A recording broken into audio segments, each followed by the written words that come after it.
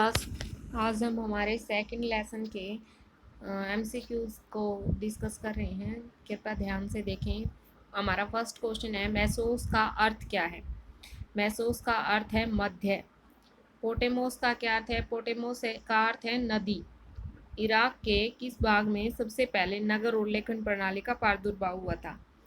Iraq जिसको Mesopotamia बोलते थे पहले, वो उसमें हुआ था दक्षिण के रेगिस्तान भाग में।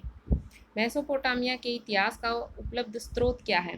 लिखित दस्तावेज भी हैं, मुद्राएं भी हैं, कब्रें भी हैं, सभी हैं। ये तो इसका आ जाएगा उपरोक्त सभी। सभी प्राचीन व्यवस्थाओं में जहाँ की खेती सबसे अधिक उपज देने वाली थी, दक्षिण मेसोपोटामिया की जो खेती थी वो सबसे ज्यादा उपज देती थी। मेसोपोटामिया के प्राचीनतम नगरों का निर्माण लगभग शुरू हुआ 3000 ईस्वी पूर्व में शुरू हुआ था। मेसोपोटामिया की देवी इनन्ना थी। किस की देवी थी वो। अग्नि की थी, वायु की थी, प्रेम और युद्ध की देवी थी, नहीं, या जल की। प्रेम और युद्ध की देवी थी, ना ही वो जल की थी, ना ही अग्नि देवता थी, ना ही वायु। वो प्रेम और युद्ध की देवी माना जाता था। मेसोपोटामिया के खेतों में मत्स्य क्षेत्रों तथा लोगों के पशुधन का स्वामी किसे माना जाता था। आराध्य देवी कोई लोग मत्स्य क्षेत्र और लोगों के पशुधन का वो स्वामी अपना मानते थे। मेसोपोटामिया के लोग अपने देवताओं को अर्पित करते थे। मछली भी अर्पित करते थे, दही भी, अन्न भी, सभी चीजें ये अर्पित करते थे। तांबा और रांगा नामक जो धातुएं हैं, उनके मिश्रण से बनने वाली मिश्र धातु कांसा, तांबा और रांगा को मिलाकर क्या बनाया जाता था, कांसा बनाया जाता था। वारका शीर्ष नामक मूर्तिकला का प्रसिद्ध नमूना मेसोपोटामिया के किस नगर से मिला है। उर नगर से मिला है। शीर्ष नामक जो मूर्तिकला है उसका नमूना। मेसोपोटामिया का जो जलमार्ग व्यापार के लिए विश्व मार्ग का काम करता था, वो है फ्रात नदी मार्ग। आपसी लेन देन का स्थायी हिसाब रखना किसका आधार बना, लेखन कार्य की शुरुआत का आधार बना। बाइबल के निम्न भाग में मेसोपोटामिया का कई संदर्भों में उल्लेख किया गया है। प्रथम भाग ओल्ड टेस्टामेंट की, प्रथम भाग ओल्ड टेस्टामेंट। बाइबल में मेसोपोटामिया का कई संदर्भों में उल्लेख होने के कारण मेसोपोटामिया महत्वपूर्ण था। यूरोप वासियों के लिए सबसे महत्वपूर्ण था।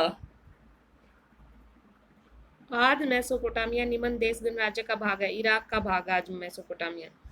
मेसोपोटामिया का चंद्र देवता किसको माना जाता था। मेसोपोटामिया का चंद्र देवता उर नामक देवता को माना जाता। मेसोपोटामिया की व्यवस्था के अनुसार पानी तथा मल जाता था नाली में।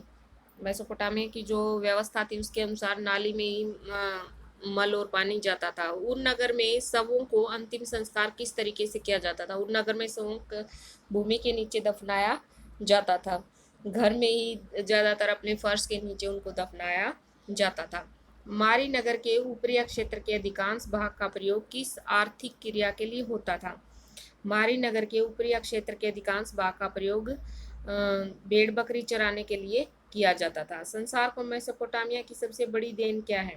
संसार को मेसोपोटामिया की सबसे बड़ी देन है कालगणना और गणित की विद्वतापूर्ण परंपरा। मेसोपोटामिया के लोगों ने एक वर्ष को कितने 12 महीनों में बांट रखा था, और मेसोपोटामिया के लोगों ने एक महीने को 4 हफ्तों में बांटा हुआ था। असुरबनिपाल का पुस्तकालय किस देवता के मंदिर में केंद्रित था। असुरबनिपाल का जो पुस्तकालय था वो नाबू नामक मंदिर में, देवता के मंदिर में स्थित था। असुरबनिपाल के पुस्तकालय में मूल ग्रंथों की संख्या थी 1000। बेबीलोनिया को असीरियाई आधिपत्य से मुक्ति 625 ईस्वी पूर्व में मिली, और बेबीलोन का जो अंतिम शासक था वो था नेबोनिडस। बेबीलोन नगर का क्षेत्रफल था 850 हेक्टेयर से भी अधिक था बेबीलोन का क्षेत्रफल। मेसोपोटामिया में जो पहली पट्टिकाएं मिली हैं वे लगभग 3200 ईस्वी पूर्व की है। मेसोपोटामिया की कीलकार लिपि का प्रत्येक चिन्ह क्या व्यक्त करता है, अक्षर को व्यक्त करता है, क्योंकि उस समय चिन्ह से ही भाषा पढ़ी या लिखी जाती थी। कोई मेन वर्ड नहीं बनाए जाते थे, उन चिन्हों को ही पहचाना जाता था, और इसको कीलाकार लिपि बोलते हैं। मारी नगर शाही राजधानी के रूप में खूब फला फूला 2000 ईस्वी के बाद। साइप्रस के द्वीप अलासिया के आने वाली जिस धातु का उल्लेख पट्टिकाओं में मिलता है वो है तांबा धातु। जिगुरात बेबीलोन नगर कहाँ था? एक सीढ़ीदार मीनार था। क्या था? एक सीढ़ीदार मीनार था। बाबली लोगों का मुख्य देवता था मरदुक। बाबली लोगों की प्रमुख देवी थी इस्तर। और दक्षिणी मेसोपोटामिया के लोगों को काउर देवता सूर्य देवता था। असीरियाई राज्य की स्थापना 1100 ईस्वी में हुई।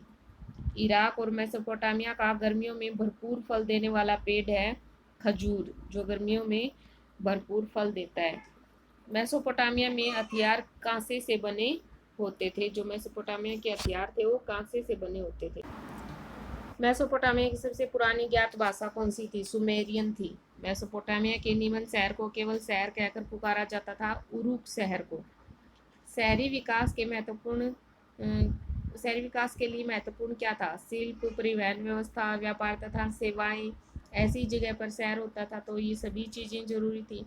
पत्थर के ऐसे शिलापट्ट जिन पर अभिलेख उत्तीर्ण किए जाते थे उनको स्टेल बोला जाता था। क्या बोला जाता था? स्टेल। मेसोपोटामिया के समाज में महत्व एकल परिवार को दिया जाता था। संयुक्त परिवार वहां शायद ही देखने को मिलते थे। मारी के पशुचारक किस चीज के बदले अनाज और धातु के औजार प्राप्त करते थे? पनीर के बदले भी, मांस के भी, कपड़े के बदले भी। क्योंकि उनके पास पशु ज्यादा होती थी इसलिए ये चीजें ज्यादा होते थे और उसी से वो धातु प्राप्त करते थे। मेसोपोटामिया के खानाबदोश लोग कौन थे? अकदी, असीरियाई, एमोराइट या फिर उपरोक्त सभी? सभी ये ऐसे ही खानाबदोश लोग थे जो एक जगह से दूसरे स्थान पर घूमते रहते थे। मारी राज्य अद्वितीय था। व्यापार और समृद्धि की दृष्टि से मारी राज्य अद्वितीय था। सारगोन राजा कहाँ का था? सारगोन राजा अक्कद का था सारगोन राजा। सो स्टूडेंट्स, आज हमने सेकंड क्वेश्चन के जो एमसीक्यूज थे वो रिवाइज किए। कल हम वेरी शॉर्ट आंसर इसके रिवाइज करेंगे। अगर साथ साथ आप अच्छे से रिवाइज करते रहोगे तो आपकी अच्छे से तैयारी हो जाएगी। Thank you. Have a nice day.